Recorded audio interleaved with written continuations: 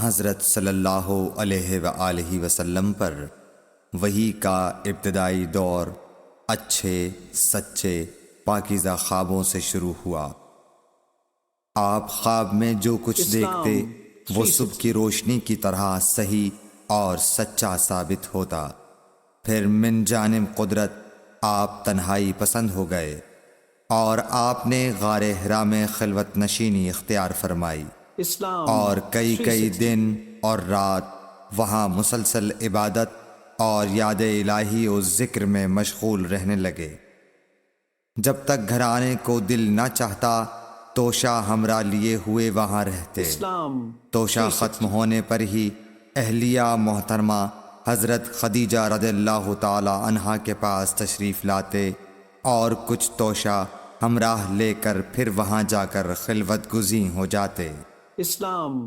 یہی طریقہ جاری رہا یہاں تک کہ آپ پر حق منکشف ہو گیا اور آپ غار حرا ہی میں قیام پذیر تھے کہ اچانک حضرت جبرائیل علیہ السلام آپ کے پاس حاضر ہوئے اور کہنے لگے کہ اے محمد پڑھو۔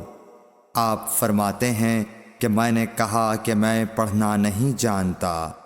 آپ صلی اللہ علیہ وسلم فرماتے ہیں کہ فرشتے نے مجھے پکڑ کر اتنے زور سے بھینچا کہ میری طاقت جواب دے گئی۔ پھر مجھے چھوڑ کر کہا پڑھو۔ میں نے پھر وہی جواب دیا کہ میں پڑھا ہوا نہیں ہوں۔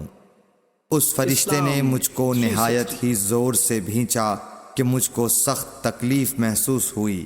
پھر اس نے کہا کہ پڑھ۔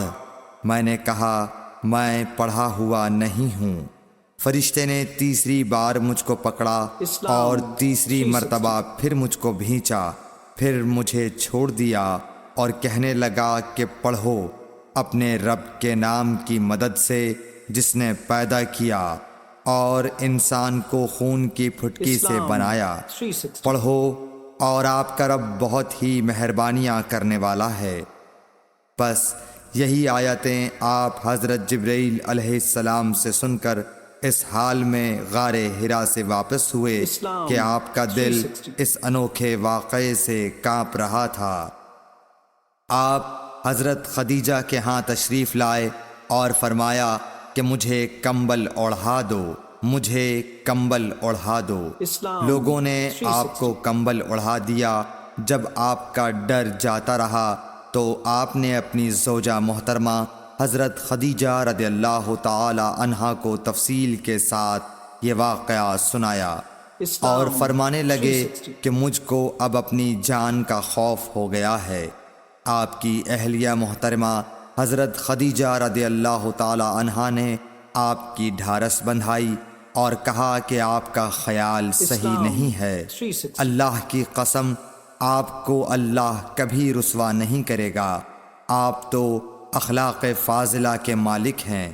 آپ تو کنبہ پرور ہیں، بے کسوں کا بوجھ اپنے سر پر رکھتے ہیں، مفلسوں کے لیے آپ کماتے ہیں، مہمان نوازی میں آپ بے مثال ہیں اور مشکل وقت میں آپ امر حق کا ساتھ دیتے ہیں۔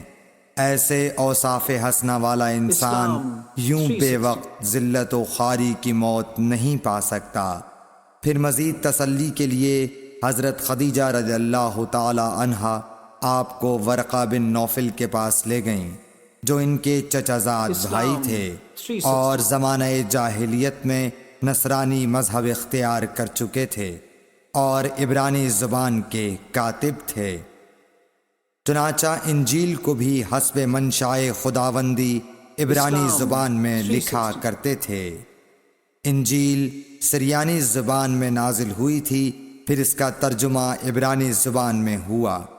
ورقہ اسی کو لکھتے تھے۔ وہ بہت بوڑھے ہو گئے تھے، یہاں تک کہ ان کی بینائی بھی رخصت ہو چکی تھی۔ حضرت خدیجہ رضی اللہ تعالی عنہا نے ان کے سامنے آپ کے حالات بیان کیے اور کہا کہ اے چچا زاد بھائی، اپنے بھتیجے محمد صلی اللہ علیہ وسلم کی زبانی ذرا ان کی کیفیت سن لیجئے۔ وہ بولے کہ بھتیجے آپ نے جو کچھ دیکھا ہے اس کی تفصیل سناؤ۔ چنانچہ آپ صلی اللہ علیہ وآلہ وسلم نے از اول تا آخر پورا واقعہ سنایا، جسے سن کر ورقہ بے اختیار ہو کر بول اٹھے کہ یہ تو وہی ناموس معزز رازدان فرشتہ ہے جسے اللہ نے حضرت موسیٰ علیہ السلام پر وحی دے کر بھیجا تھا۔ کاش میں آپ کے اس عہد نبوت کے شروع ہونے پر جواں عمر ہوتا، کاش میں اس وقت تک زندہ رہتا جبکہ آپ کی قوم آپ کو اس شہر سے نکال دے گی۔ رسول کریم صلی اللہ علیہ وآلہ وسلم نے یہ سن کر تعجب سے پوچھا کہ کیا وہ لوگ مجھ کو نکال دیں گے، حالانکہ میں تو ان میں صادق و امین و مقبول ہوں؟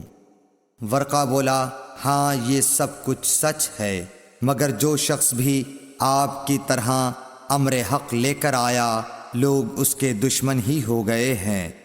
اگر مجھے آپ کی نبوت کا وہ زمانہ مل جائے تو میں آپ کی پوری مدد کروں گا، مگر ورقہ کچھ دنوں کے بعد انتقال کر گئے، پھر کچھ عرصے تک وحی کی آمد موقوف رہی۔